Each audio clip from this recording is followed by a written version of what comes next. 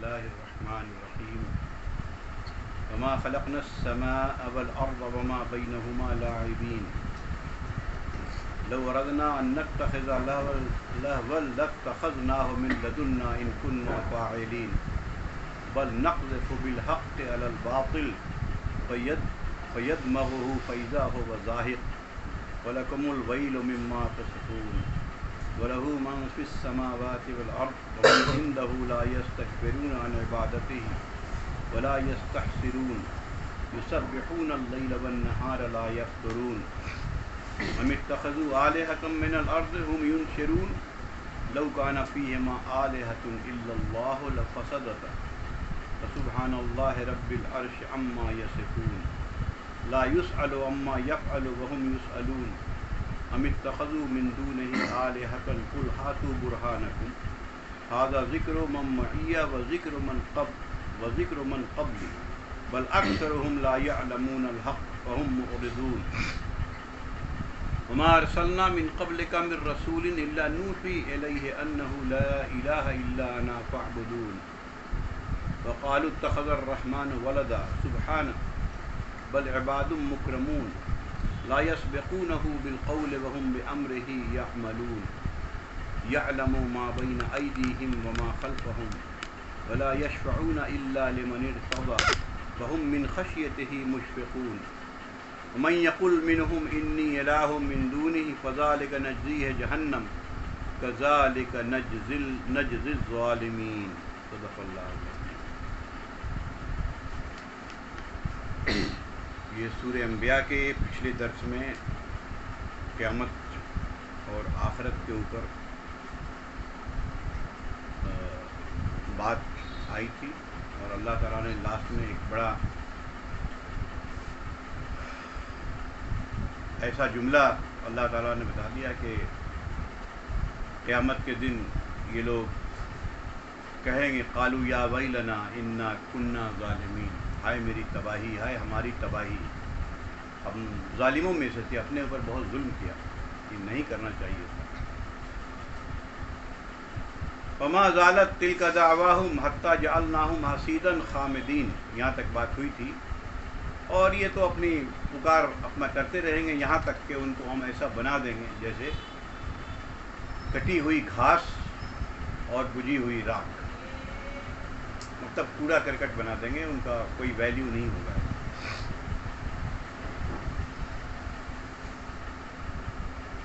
قرآن میں بار بار اس بات کا ذکر کیا کہ جو لوگ جھٹلا رہے ہیں قیامت کو یا جزا اور سزا کے دن کو، یا جو لوگ یہ سمجھتے ہیں کہ دنیا کی زندگی بس یہی ہے، کھایا پیا، موج کیا، مستی کیا، مر گیا، تو ان کو جاننا چاہیے کچھ دلائل اللہ نے پیش کیے اس سلسلے میں۔ آج جن آیات کا ذکر ہوا 2-3 طرح کے دلائل ہیں۔ وما خلقنا السماء والارض وما بینہما لاعبین، یہ زمین اور آسمان کی تخلیق ہم نے کوئی کھیل تماشے کے لیے نہیں کیا ہے۔ اللہ تعالیٰ کہہ رہے ہیں ہم نے کوئی کھیل تماشا نہیں ہے جیسے بچے گھروندہ بناتے ہیں اور توڑ دیتے ہیں، ایسا نہیں ہے۔ مطلب ایک خاص فتعالی اللہ الملک الحق، وہ بادشاہ حقیقی اس سے بہت اعلیٰ ہے کہ یہ سب کام کرے، کھیل تماشا یا کوئی عبث کام کرے۔ لو اردنا ان نتخذ لہوا لاتخذناہ من لدنا ان كنا فاعلین، اگر ہم کو یہی کرنا ہوتا اور ہم کو کھیلی تماشا کرنا ہوتا تو پھر ہم اپنے حساب سے کر لیتے۔ ایسی دنیا بنانے کی ہمیں کیا ضرورت تھی؟ یہ پہاڑ، یہ جنگل، اتنے طرح کے پھل فروٹ، ایسے لوگوں کو اتنی مخلوق پیدا کرنا، یہ ہے اس کی ہمیں ضرورت تھی نہیں۔ یہ یہاں جاننا چاہیے کہ یہ ایک طرح کی یہ کہہ دینا، جو اس میں دلائل آتے ہیں، یہ کہہ دینا کہ جزا اور سزا کوئی چیز ہے نہیں، جو دنیا میں جو کر گیا وہ جو ہے سو یہی ہے، مر گئے، مٹی میں مل گئے، معاملہ ختم ہو گیا، اور یہ دنیا بس یوں ہی کھیل تماشے کی طرح بنی ہے۔ اس کا مطلب تو یہ ہوا کہ ایک کھیل تماشا ہے، آئے لوگ مر گئے لوگ۔ مفسرین بڑا اچھا اگزامپل دیا کہ غور کیجئے کہ یہ اللہ کی شان میں بہت بڑی گستاخی ہے۔ یہ ویسے ہی ہے جیسے انہوں نے اگزامپل دیا کولوسیم آف روم کا۔ رومی لوگ بیٹھتے تھے، ایک تماشا کرتے تھے، جانور جو ہے چیر پھاڑ کے کھا جاتے تھے لوگوں کو، یہاں بیٹھ کے تماشا دیکھتے رہتے تھے. نعوذ باللہ دنیا میں اتنا ظلم ہو رہا ہے، اتنا لوگ مارے جا رہے ہیں، اتنا قتل و غارت گری ہو رہا ہے، اتنی عزت آبرو لٹ رہی ہے، اتنے سارے ہو رہے ہیں، اللہ تعالیٰ بیٹھ کے نعوذ باللہ تماشا دیکھ رہا ہے اس کا. یہ اگر کوئی جزا سزا نہیں ہے تو واقعی تماشا ہوگا، اور اگر تماشا نہیں ہے اور یہ سیریسلی یہ دنیا اللہ نے کسی مقصد کے تحت بنائی ہے، تو پھر کسی بھی حال میں یہ ماننا پڑے گا کہ جزا اور سزا کا دن مقرر ہے. ہر شخص کو اپنے کیے کا بدلہ ملے گا. ہر ایکشن کا جو بھی ہم عمل کریں گے اس کا ایک ری ایکشن ہے. یہ تو نیوٹنس لا بھی ہے شاید، ہے نا؟ Newton's third law of motion. تو there is an equal but opposite reaction ہے، ٹھیک ہے نا؟ تو یہ تو دنیا نے بھی اس قانون کو دیکھ لیا کہ ہم جو بھی کریں گے اس کا ایک انجام ہوگا سامنے. اور اللہ نے کہہ دیا کہ مطلب بفرض محال اگر اللہ کو یہی کرنا ہوتا تو اتنی بڑی دنیا اور اس طریقے سے اتنی کمپلیکس دنیا جس کو اتنا سائنس کی ترقی کے باوجود مشکل سے 2% ابھی ریسرچ نہیں کر پائی ہے کہ دنیا ہے کیا، پھر ایسی ہم کیوں بناتے؟ ہم اپنے میں کھیل لیتے. بل نقذف بالحق علی الباطل فیدمغہ فاذا هو زاہق وَلَكُمُ الْوَيْلُ مِمَّا تَصِفُونَ. بلکہ حق تو یہ ہے کہ دنیا کو ہم نے حق کے ساتھ بنایا، اور جب حق ہے تو ساتھ میں اس کے کوئی باطل بھی ہے. قرآن نے کہا ہے وَمِن كُلِّ شَيْءٍ خَلَقْنَا زَوْجَيْنِ، ہم نے ہر چیز جوڑے جوڑے بنائی ہے. اگر دن ہے تو رات ہے، آسمان ہے تو زمین ہے، تو دنیا ہے تو آخرت ہے، حق ہے تو باطل ہے. ہر چیز کو جوڑا جوڑا بنایا ہوئے. تو اللہ تعالیٰ یہ کہہ رہا ہے کہ پھر یاد رکھنا کہ جب وہ دن آئے گا تو ہم حق کو باطل پر ایسے مار دیں گے. فَيَدْمَغُهُ، دمغہ یدمغو کے بارے میں مفسرین لکھتے ہیں کہ عربی میں اس کے معنی ہوتا ہے سر پہ ایسی مار مارنا کہ جس سے بھیجا باہر آ جائے، یہ ہوتا ہے. تو مطلب سر کچل دیں گے. حق جب آ جائے گا تو باطل کا سر کچل جائے گا. یاد رکھیے گا کہ خود نبی کریم صلی اللہ علیہ وسلم نے جب مکہ فتح کیا اور جب کعبے میں گئے اور بتوں کو توڑا ہے تو وہ یہ پڑھ رہے تھے قد جاء الحق وزهق الباطل ان الباطل کان زہوقا. حق آ گیا اور باطل مٹ گیا، اور باطل مٹنے ہی کے لیے. فَإِذَا هُوَ زَاهِقٌ، تو پھر یہ باطل مٹ جائے. یہ تو ہم کر کے رہیں گے، حق اور باطل، دودھ کا دودھ پانی کا پانی، یہ ہو کے رہے.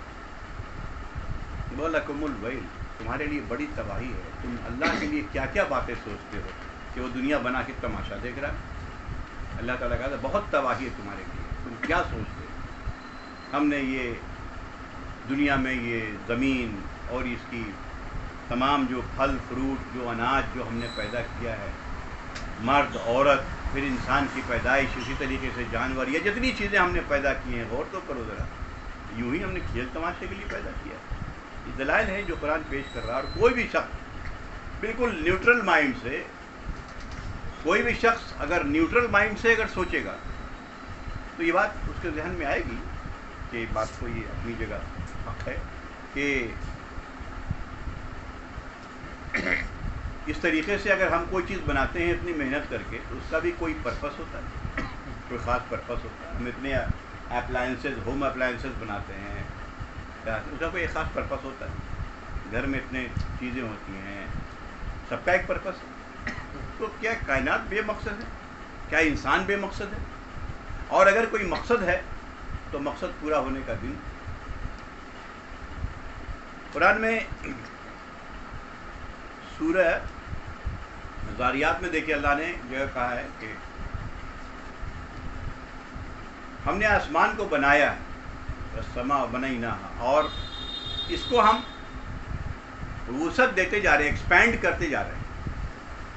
جس دن یہ ایکسپینشن ختم ہوگا دنیا ختم ہوگی، یعنی کائنات ابھی ناتمام ہے.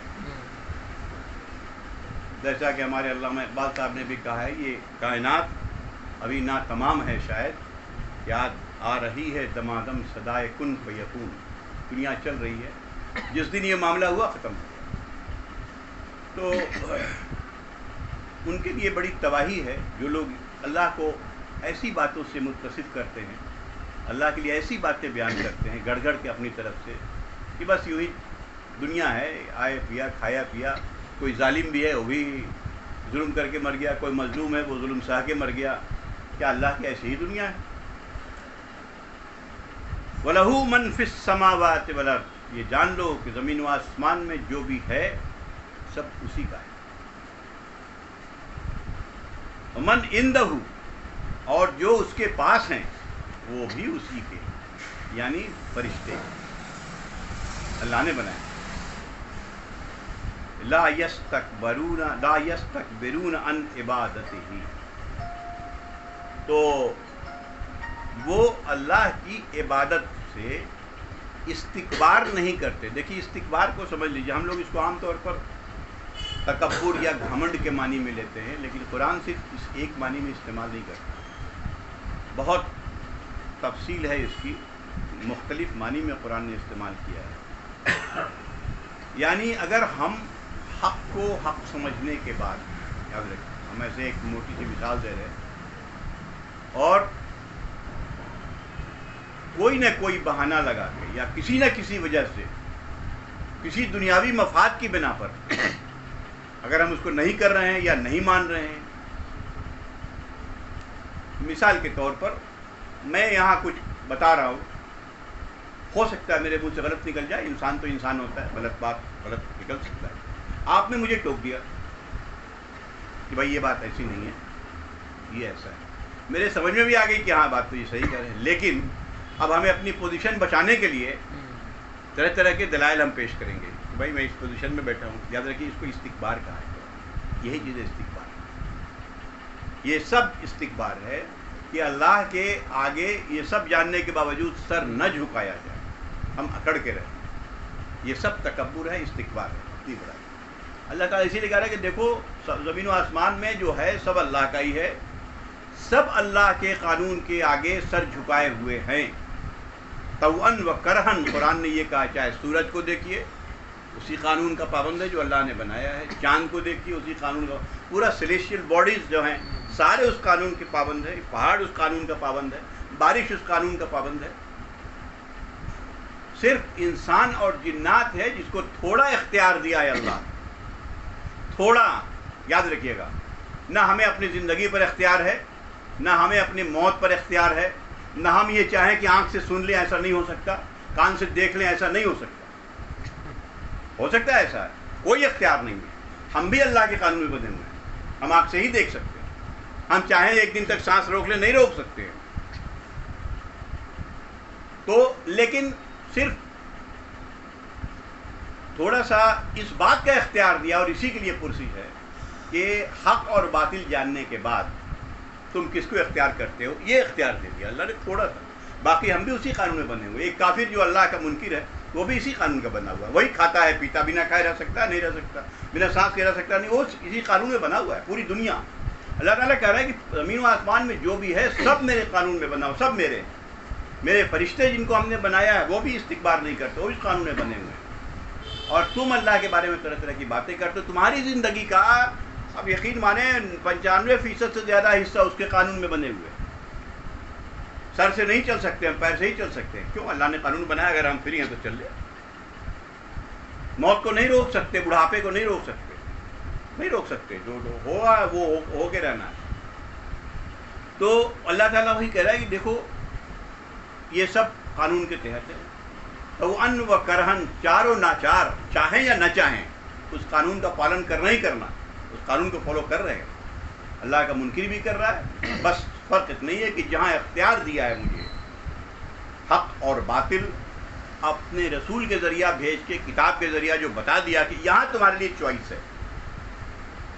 اب اندر سے وسوسے بھی آئیں گے شیطان کے، تم کو اس وسوسے کو ہٹا کے اور اس کے آگے سر تسلیم خم کرنا ہے جو نبی لے کے آئے ہیں صلی اللہ علیہ وسلم، جو اللہ کی کتاب میں جو بات آئی ہے.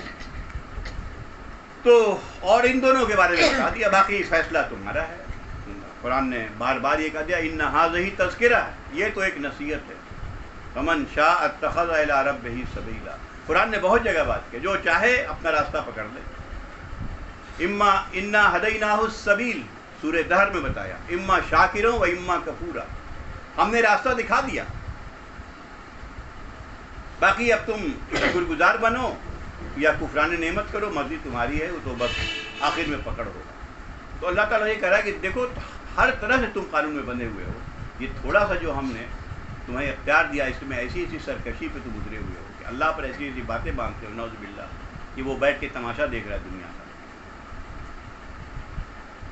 ومن عنده لا يستكبرون عن عبادته، وہ اس کی عبادت سے استکبار نہیں کرتے۔ عبادت یہ اپنے وسیع مفہوم میں، عبادت محض جو ہم لوگ عبادت کا ایک طریقہ نماز زکوٰۃ روزہ ہے، صرف اس کو عبادت نہیں کرتے، عبادت کرتے ہیں کامل اطاعت اللہ کی، میری پوری زندگی میں اللہ کا قانون آئے گا، ہم اس کی اطاعت کریں گے۔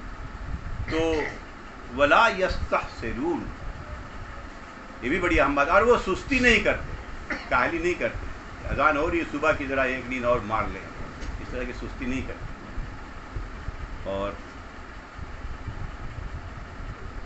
یہ بھی مطلب ایسی مثال ہے چھوٹی سی، ہر شخص سوچ سکتا ہے کہ یہ ایمان لانے کے بعد جو اولین چیز ہوتی ہے نماز، کتنے پرسنٹ لوگ ہمارے یہاں، اگر پرسنٹیج دیکھا جائے، مسجد بھری ہوئی ہونے کے دھوکہ نہیں کھانا چاہیے، آبادی کے اعتبار سے دیکھیے تو شاید 5% لوگ نہیں ہیں جو نمازی ہیں پانچوں وقت۔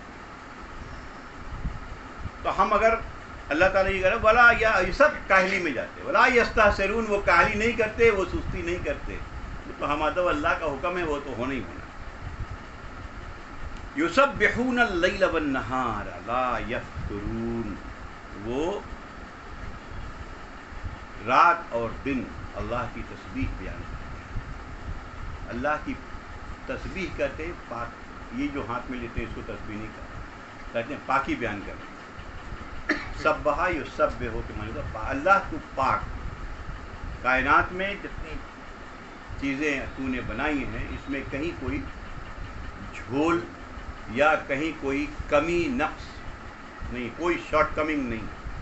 خود قرآن نے سورہ ملک میں اس کا ذکر کیا ہے، ما تری فی خلق الرحمن من تفاوت، تم اس رحمان کی تخلیق میں کہیں تفاوت نہیں پاؤ گے، کہیں جھول نہیں پاؤ گے۔ فرجع البصر، نظر پھیر کے دیکھو، هل تری من فطور، تمہیں کہیں فطور نظر آتا ہے؟ تم مرجع البصر کرتین، تم دوبارہ نظر پھیر کے دیکھو۔ یہ سورہ ملک عام طور پر لوگوں کو یاد ہوتی ہے۔ ینقلب الیک البصر خاسئا وہو حسیر، تمہاری نظریں جو ہے نا جب ڈھونڈو گے تو ٹکرا ٹکرا کے ناکام و نامراد واپس آ جائیں گے، لیکن جھول نہیں نکال سکتے تم اللہ کے۔ یہ تو پورا ایک ریسرچ کا میدان ہو گیا کہ ٹھیک ہے دیکھو دنیا اتنی بڑی ہے، ریسرچ کرتے رہو، جھول نہیں نکال سکتے۔ یہ سب وہ تو کہتا اللہ تو پاک ہے کہ کوئی نقص ہو، کوئی جھول ہو، یہ اصل مقصود ہے۔ اسی لیے ہمیں بھی کہا گیا ہے کہ اللہ کی پاکی زبان سے بھی بیان کریں، تو دل سے یہ سب باتیں ہم سمجھنے کے بعد لا یفترون، وہ تھکتے نہیں ہیں اس معاملے میں۔ اور یہ جو دعائیں ہیں، اللہ کی حمد، اللہ کی تحمید، اللہ کی تسبیح، جو اٹھتے ہیں، سونے کی دعا، اٹھنے کی دعا، ہر وقت کی جو دعائیں ہیں، دیکھیے سب یہ اللہ کی تسبیح ہی، میں نے ہر وقت یہ رہے کہ اللہ یاد رہے اور ان الفاظ میں یاد رہے، اسی لیے دیا گیا ہے۔ اس کی پابندی کرنا ضروری چاہیے انسان کو، ہر انسان کو۔ سواری پر بیٹھتے ہیں، سبحان اللہ، ایسی ایسی دعا ہے، اگر اس پہ غور کیا جائے تو انسان بغیر اس کو، اگر اللہ پر ایمان ہے تو بغیر پڑھے ہوئے رہ نہیں سکتا۔ دیکھیے اس پر جو بیٹھتے ہیں سواری پر، اس کو عام طور پر لوگ سفر کی دعا سمجھتے ہیں، سفر کی دعا یہ نہیں ہے، سواری پر بیٹھنے کی دعا الگ ہے، سفر کی دعا الگ ہے۔ سبحان الذی سخر لنا ھذا، پاک ہے وہ ذات، سبحان وہی تسبیح ہے جس نے میرے لیے یہ مسخر کر دیا۔ وما کنا لہ مقرنین، اور ہم اس پر قابو پانے والے نہیں تھے. اب اس وقت سے بات کر لیجیے. تو اونٹ ایسا جانور اگر تھوڑا بھڑک جائے تو انسان کے بس یہ کہ اس کو چلا لے گا نہیں اس ٹائم میں. ہم نے مسخر کر دیا. اللہ کی پاکی بیان کر دیا. اتنا بڑا ہاتھی اس کے گردن پر بیٹھ کے سوار ہوتا ہے انسان, ایک پیر کچل دے تو صاف ہو جائے گا. ہم نے مسخر کر دیا. پھر انسان کو وہ عقل دیا کہ جو ہوائی جہاز پہ اڑو, ہم نے مسخر کر دیا ہے تمہارے لیے, ہوا کو مسخر کر دیا ہے. تمہیں عقل دیا, ایسی ایسی چیزیں تم نے بنا لی جو جا رہے ہو. سمندر میں جہاز ایسی ایسی بنا رہے ہو. آج تو خیر ایسے لگتا ہے کہ ملٹی اسٹوری بلڈنگ ہے, بہت بڑی بنا رہے ہو تم. جو لوگ 4-4 6-6 مہینہ میں پہنچتے تھے تو 5 گھنٹے میں پہنچ جاتے ہو. تو ہم نے مسخر کیا. یہ تسبیح جو انسان کرنا چاہیے. ہم نے ایک ایگزامپل دیا ہے سفر کے لیے کہ دعا الگ ہے, وہ تو اور بھی بڑی زبردست دعا ہے. بہرحال دعاؤں میں تو بہت ساری باتیں آ جائیں گی. پھر میں یہ کہہ رہا ہوں یہ تسبیح جو ہے ضرور کرنا چاہیے. سونے کے ٹائم, اٹھنے کے وقت, کھانے کے وقت, کھانے کے بعد. یہ سب اللہ کا ایک سسٹم ہے جس میں ہم بندھے ہوئے ہیں.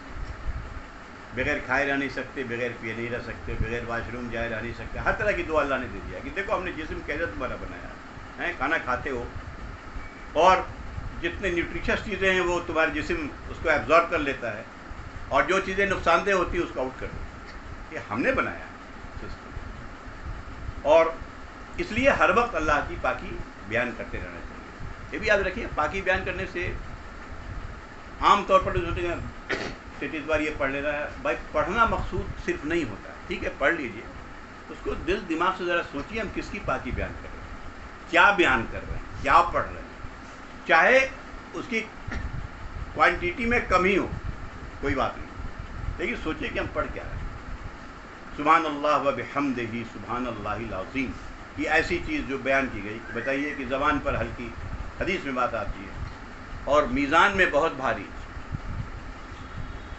اور ایک چیز اور ہے اس میں, زبان پہ ہلکے اور میزان میں بہت بھاری, ایک چیز اور ہے. بہرحال تو یہ اللہ کے یہ ہم پڑھیں, لیکن یہ سمجھ کہ سبحان اللہ, اللہ پاک ہے, ساری تعریف اس کے لیے. دیکھیں اپنے اوپر ساری تعریف ہے. ہم کھا رہے ہیں, پی رہے ہیں, بول رہے ہیں, یہ بول رہے ہیں, یہ بھی اس کی تعریف ہے. یہ گویائی اللہ نے جس دن چھین لیا تو ہم کیا کر لیں گے, یا کوئی بھی کیا کر لیں گے. خود قرآن پڑھنا, قرآن کو کے بارے میں تو اللہ نے خصوصی طور پر کیا ہے. علمہ البیان, علم القرآن, الرحمن علم القرآن, قرآن کا علم سکھایا ہم نے تمہیں. خلق الانسان, تم کو انسان بنایا, اور علمہ البیان, ہم نے بیان کی قوت عطا فرمائی تاکہ خالی پڑھو نہیں دوسروں تک پہنچاؤ. یہ کیا ہے یہ ہماری. تو جب بھی انسان سوچے گا تو اس کی تعریف کیے بغیر نہیں رہ سکتا. یہ انسان کو سوچنے کے لیے یسبحون اللیل والنہار ولا یفترون ولا یفترون.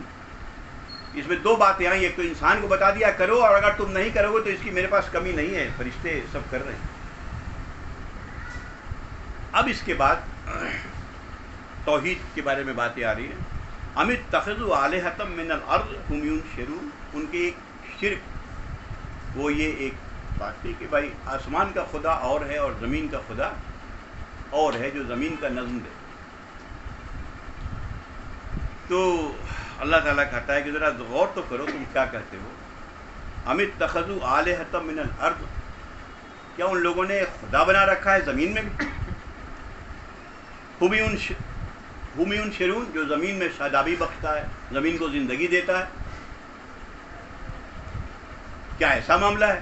اللہ تعالیٰ کہہ رہا ہے کہ آسمان اور زمین دونوں تو ہم ہی بنایا ہے. اور آج بھی ہمارے بہت سے لوگوں کے یہاں الگ الگ پانی کا خدا اور زمین کا خدا اور آسمان کا خدا اور دریا کا خدا اور ندی نالے کا خدا, نعوذ باللہ, سب خدا ہی خدا ہے.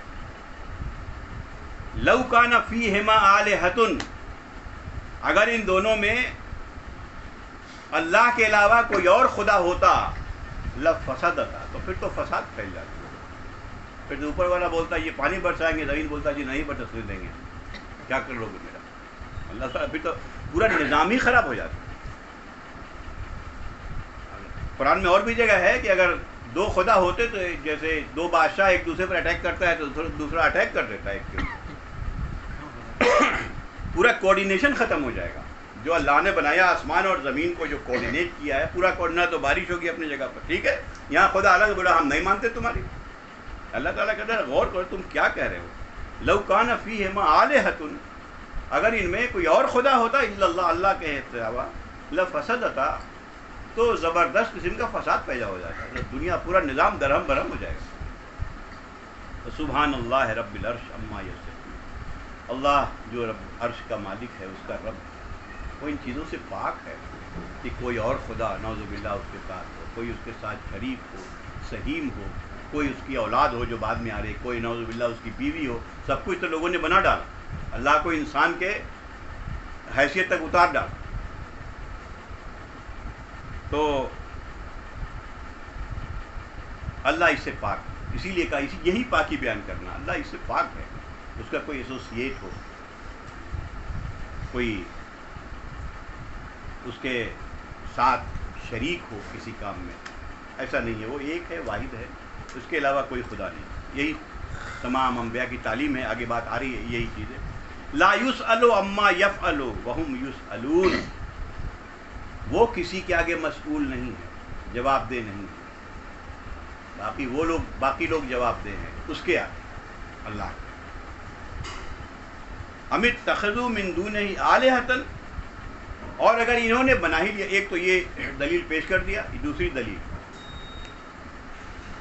اور جب انہوں نے اگر اللہ کو چھوڑ کے کوئی الہ بنایا ہے, قل ہاتوا برہانکم, کہا پھر لاؤ کوئی دلیل لاؤ. کیسے تم کہتے ہو کہ کوئی خدا؟ تو ایک دلیل تو اللہ نے یہاں بتا دیا کہ اگر ہوتا تو فساد پھیل جاتا.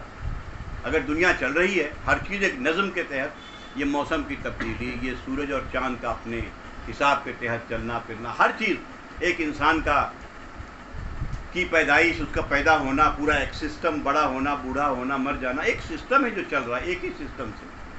اگر ایک سسٹم ایک ہے, نظام ایک ہے, تو ناظم بھی ایک ہے. تو کہا کہ پھر تو لاؤ, تم دلیل لاؤ کوئی.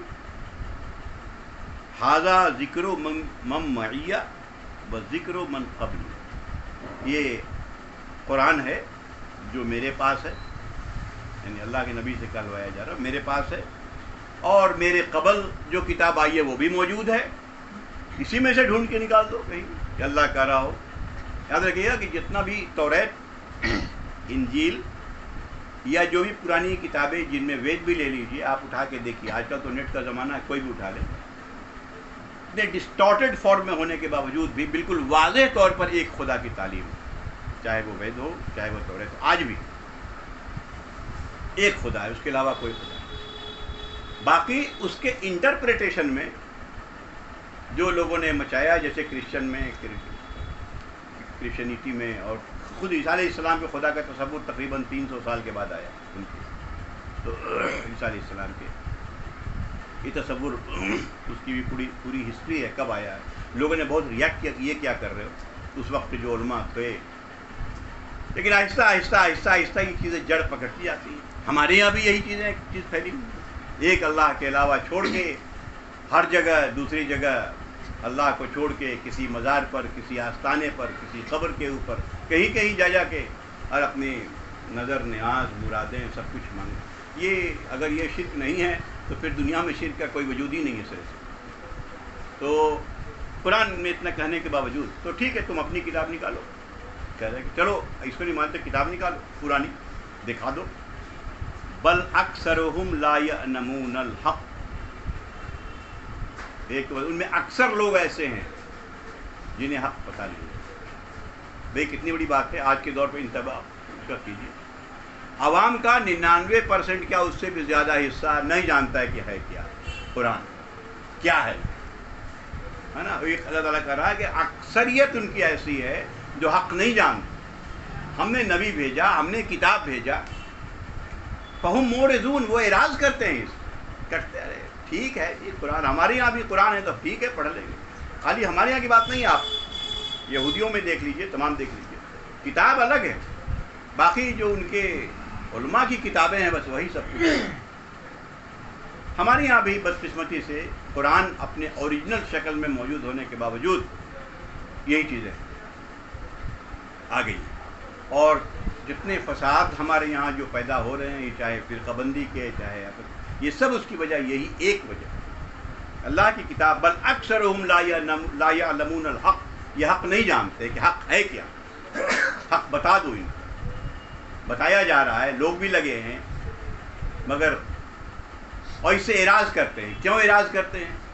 بھائی ٹھیک ہے، زیادہ اگر کر لیں گے تو ہمارا تو پورا سود کا بزنس چل رہا ہے، پھر چھوڑنے پڑے گا، اس سے اچھا کنارے ہی رہو گا، اپنا کام نکال لو، بڑھاپا آئے گا تو دیکھا جائے گا اس کا ہے نا، 2000 ادھر ادھر زمین ومین غصب کرنا ہے، فلیٹ ولیٹ کی جگہ کر لو یار، پھر اس کے بعد تصویر لے کے 2-3 حج کرے آئیں گے، معاملہ ختم ہو جائے گا۔ یہ انسان سوچتا ہے، اعراض کرتا ہے، کٹتا ہے۔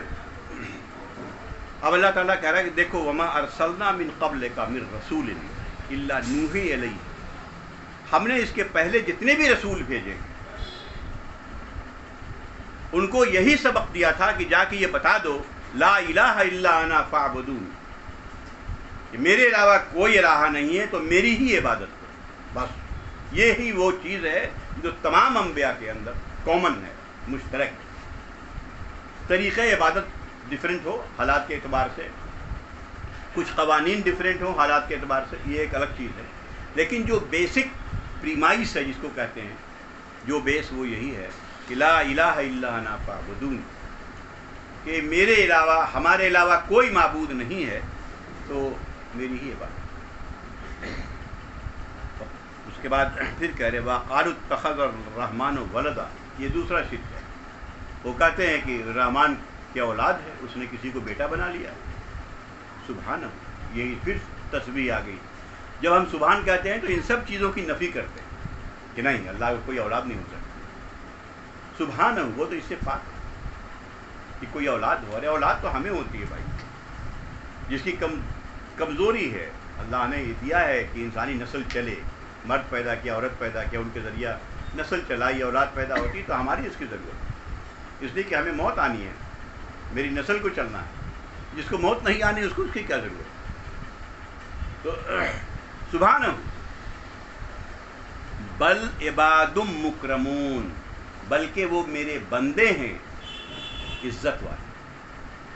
یہاں عام طور پر لوگوں نے اس سے مراد وہ کرسچینٹی والا یا عیسیٰ علیہ السلام نہیں لیا ہے، مفسرین نے عام طور پر مراد لیا فرشتے، جو عرب والے کہتے تھے کہ خدا کی بیٹیاں ہیں، یہ خدا کی بیٹیاں ہیں، یہ جو فرشتے ہیں اللہ کی بیٹیاں ہیں۔ سورہ نجم میں اللہ نے کہا کہ دیکھو ذرا، اپنے تو کہتے ہیں کہ جی بیٹی پیدا ہوتی تو منہ بنا لیتے ہیں، اور اللہ کہتے ہیں کہ بیٹی ہے نا، یہ ہے، یہ تو بڑی عجیب تقسیم ہے جی، تم تو ایسے کہہ رہے ہو، نعوذ باللہ۔ یہ سورہ نجم میں ہے۔ تو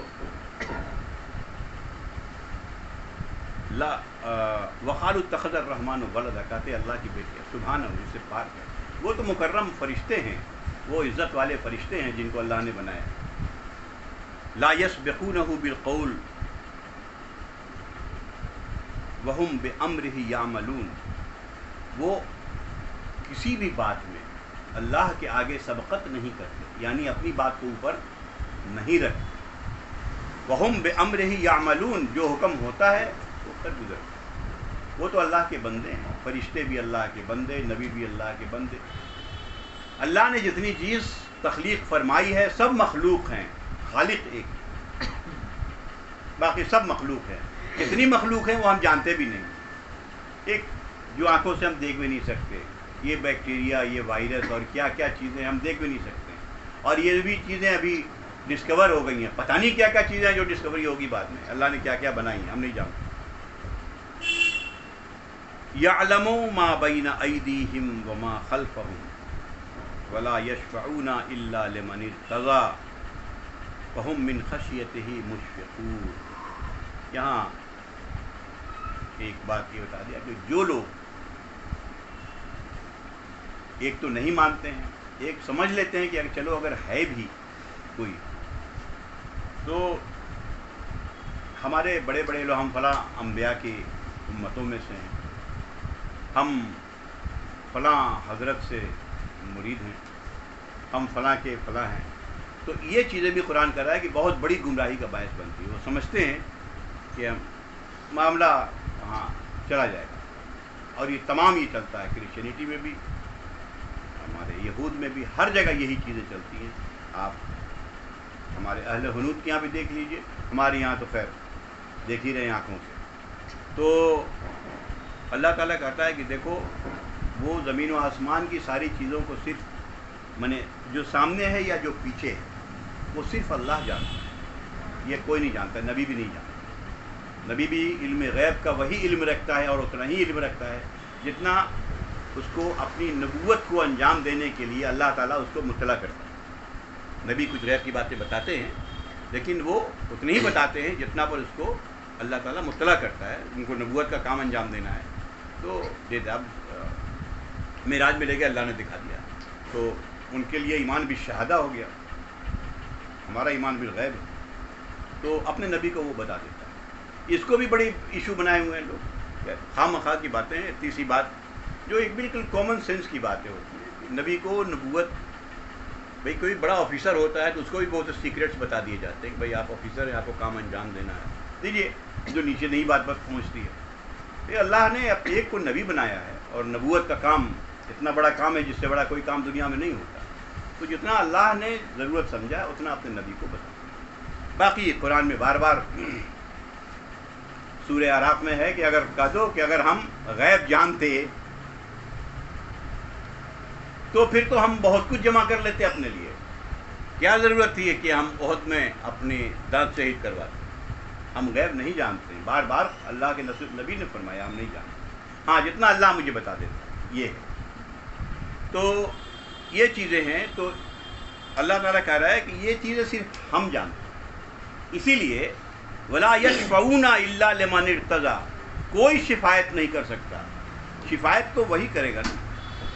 بھئی کوئی میرے بارے میں شفاعت کرنا چاہے تو اللہ کے علاوہ کون جانتا ہے کہ میرا عمل کیسا ہے؟ کون جانتا ہے؟ دوسروں کے سامنے تو داڑھی لٹکا کے اور امامہ باندھ کے چلے آئے، صافہ باندھ کے، لیکن رات کے اندھیرے میں ہم کیا کرتے ہیں، دن کے اجالے میں ہم کیا کرتے ہیں، میرے اعمال کیسے ہیں، کتنا مال غصب کر دیا، کتنا بہنوں کا حصہ غصب کر کے کھا کے بیٹھے ہوئے ہیں، کون جانتا ہے؟ نہ نبی کو جانتا ہے، نہ کوئی فرشتہ جانتا ہے، جانتا صرف اللہ ہے. اللہ کہا کہ اسے ہم جانتے ہیں، اس لیے شفاعت تو ہم ہی بتائیں گے. اس لیے الا لمن ارتضی، سوائے اس کے کہ اللہ جس سے راضی ہو، کہاں یہ شخص ہے، اس کے اعمال کو ہم جانتے ہیں، اس لائق ہے کہ تھوڑی بہت کمی ہے، یہ شفاعت ہو جائے. یہ بالکل واضح بات. وَهُم مِّن خَشْيَتِهِ مُشْفِقُونَ، یہ تو اس کی ایسے ہی اپنی اللہ کے خوف سے کانپ رہے ہوں گے. حدیثوں میں بھی آتا ہے کہ اللہ کے خوف سے انبیاء کانپ رہے ہوں گے. موسیٰ علیہ السلام ڈر رہے ہوں گے کہ بھائی ہم لوگ کسی کو ایک مار دیا تھا مر گیا، پتہ نہیں اللہ پوزش کرنا. سب کا یہ معاملہ، ہم سے یہ چوک ہو گئی تھی، یہ فلاں ہو گیا تھا، یہ فلاں ہو گیا تھا، پتہ نہیں اللہ پکڑ دے. نبی انبیاء کانپ رہے ہوں گے. اور ہم ایسے ایسے عقیدے خود ساختہ گڑھے ہوئے ہیں کہ جب تک کہ اپنے سارے مرید کو بخشوا نہیں لیں گے وہ خود جنت میں نہیں جائیں گے. کہ خود ان کا پتہ نہیں کہ جائیں گے کہ نہیں جائیں گے. اللہ جب انبیاء کانپ رہے ہوں، باقی کس کی کوئی افات بنتی ہے؟ کوئی بھی سوچ سکتا ہے. انبیاء اللہ کا ایک چنندہ بندہ ہوتا ہے، منتخب بندہ ہوتا ہے، جو اللہ کے ایما پر، اللہ کے آرڈر پر کام کرتا ہے. اس دنیا میں اللہ سے ڈائریکٹ لنک ہوتا ہے. تو یہ اس طرح کے خود ساختہ عقائد، اللہ نے کہا کہ دیکھو اگر یہ بھی عقیدہ تم نے رکھا ہے تو یہ بھی مشرکانہ عقائد ہے، یہ بھی یاد رکھا. یہ شرک کے ساتھ اس کا ذکر ہر جگہ کیا اللہ نے. تو یعلم ما بین ایدیہم وما خلفہم ولا یشفعون الا لمن ارتضی، کوئی شفاعت نہیں کر پائے گا سوائے اس کے کہ جس سے اللہ راضی ہو. اللہ بول دے کہ ہاں یہ آدمی اس لائق ہے کہ شفاعت کر دیجیے. اور خود اللہ تعالیٰ کس کو، اس کا نبی کریم صلی اللہ علیہ وسلم نے فرمایا کہ مجھے بھی دے گا اللہ تعالیٰ، اور جس کو اللہ بیٹا جانتا، ہم نہیں جانتے کس کو. وَمَن يَقُلْ مِنْهُمْ إِنِّي إِلَٰهٌ مِّن دُونِهِ فَذَٰلِكَ نَجْزِيهِ جَهَنَّمَ كَذَٰلِكَ نَجْزِي الظَّالِمِينَ. غور کیجیے کیسی آیت ہے. اور جو بھی کہہ دے، چاہے وہ کوئی ہو، انی الہ من دونہ، کہ اللہ کو چھوڑ کے میں معبود ہوں. نعوذ باللہ کسی نبی نے تو ایسا نہیں کہا، لیکن اللہ تعالیٰ کہہ رہا ہے اگر جو بھی کہہ دے چاہے وہ نبی ہی کیوں نہ ہو، چاہے کوئی بھی ہو. وذالک نجزی ہے جہنم، تو ان کی جزا جہنم ہوگی. وذالک نجزی الظالمین، تو ایسے ظالموں کو ایسے ہی ہم بدلا دیں جو اپنے کو خدا ڈکلیئر کرتے ہیں. تو نعوذ باللہ نبی نے تو کبھی یہ سب سوچ بھی نہیں سکتا، لیکن نبی کے جانے کے بعد لوگوں نے خدا بنا ڈالا. عیسیٰ علیہ السلام کو اور بھی تمام انبیاء کو خدا بنا ڈالا، خدا کا بیٹا بنا ڈالا. یہ توحید اور قیامت پر دلائل، یہ دلیل ہے. یہ بار بار پڑھتے رہنے کی چیز ہے، اس سے دماغ کھلتا ہے. مجاہد کو دیکھتے ہیں نا، جب تک گھسائی خوب ہوتی رہتی ہے تو چمک آتی ہے، تو ایسی اس کی گھسائی ہوتی رہنی چاہیے، پڑھتے رہنا چاہیے. قرآن کا معنی ہوتا ہے، میں نے بتایا پہلے، کہ بار بار پڑھی جانے والی چیز جو بار بار پڑھی جائے، یہ چیزیں کھلتی رہتی ہیں. یہ پر بات ختم کروں گا. یہ 2 رکوع آج ختم ہو گیا الحمدللہ. اور وآخر دعوانا ان الحمدللہ.